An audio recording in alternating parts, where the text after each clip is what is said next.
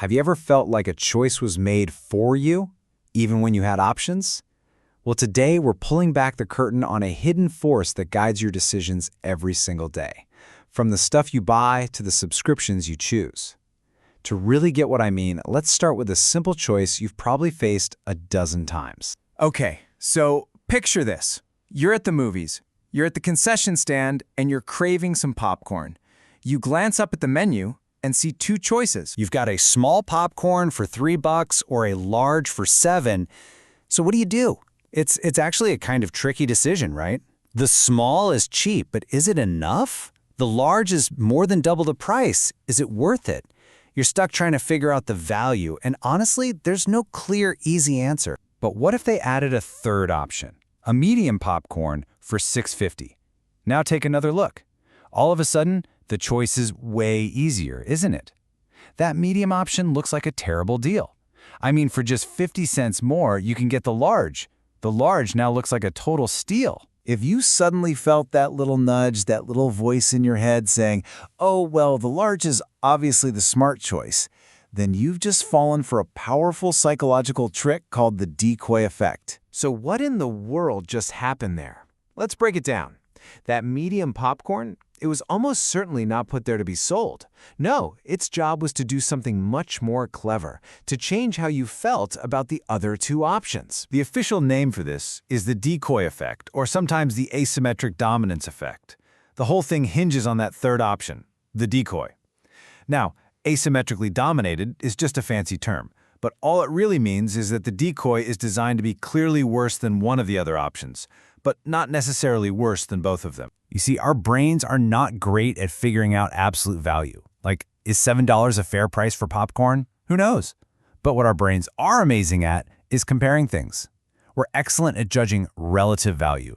And that medium popcorn, the decoy, is obviously a horrible value compared to the large, the target. It just simplifies the whole decision and makes us feel like a genius for spotting the obvious better deal. All right, now that we've got the basic idea down, let's see how this plays out in the real world. Because this isn't just about popcorn, not by a long shot.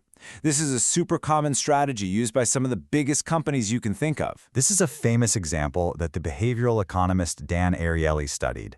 For a while, The Economist magazine had these 3 subscription options. You could get online only for $59, you could get print only for $125, or you could get print and web access for also $125. Wait.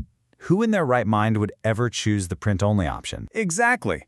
The answer is basically no one, and that's the point. The print-only option is the decoy.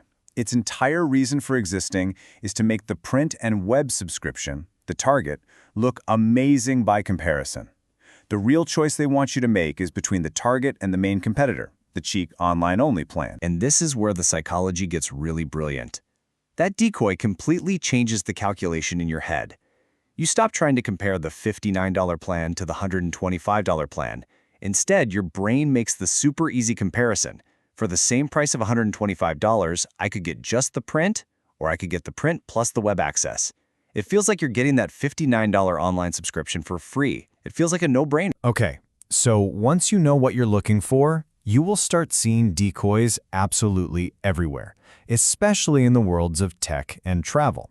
It's a really fundamental part of how things are priced today. Take a new phone launch, for instance. You almost always see this kind of tiered pricing. A base model, a mid-tier model, and then a high-end one with a pretty big price jump. Looking at this, can you guess which one is often the decoy? A lot of the time, it's actually the base model. For a lot of us, 128 gigs of storage just isn't enough anymore, and it creates this little feeling of anxiety, this fear that you're going to run out of space. On the other end, 512 gigs feels like way too much for most people. And that positions the 256 gigabyte model right in the middle as the perfect target. It's the sweet spot. So here's the key takeaway. That base model isn't just there as a cheap entry point. It's a decoy that uses our own fear of running out of space to make spending an extra couple $100 feel like a totally logical, justifiable investment for your future peace of mind. But you know, maybe the best example of the decoy effect today, a true masterclass, comes from the airline industry. Every time you book a flight, you see these fare classes. And I want you to pay very close attention to that basic economy option. Basic economy is a decoy, but it's a special kind of decoy. It's designed on purpose to be a painful option. I mean, look at the restrictions. You don't get to pick your seat, you're the last to board, you can't use the overhead bin. All of it is designed to make you anxious about your trip. Its whole purpose is to make the standard economy fare, the target, look like a fantastic relief. And this strategy is just genius from a business perspective. It totally reframes the decision. Think about it. Just a few years ago, standard economy was, well, it was just a regular ticket. Now it's framed as a valuable upgrade. And that extra $40 suddenly seems like a very small price to pay to avoid the misery of the decoy option. Okay, so we've seen how this works. We've seen it with popcorn and tech and travel. But this brings up a bigger question, right? Why do companies do this? And where do we draw the line between this being helpful and, well, being manipulative? Well, from a marketing perspective, the logic is pretty straightforward. Step 1 is to steer you towards the product they really want you to buy, usually the one with a higher profit margin. Step 2, this naturally increases how much money they make from each customer, on average. But Step 3 is the most clever part. It's about shaping the whole choice, about framing the value of their target product so it seems like the most logical option. And that takes us right back to the ethics of it all.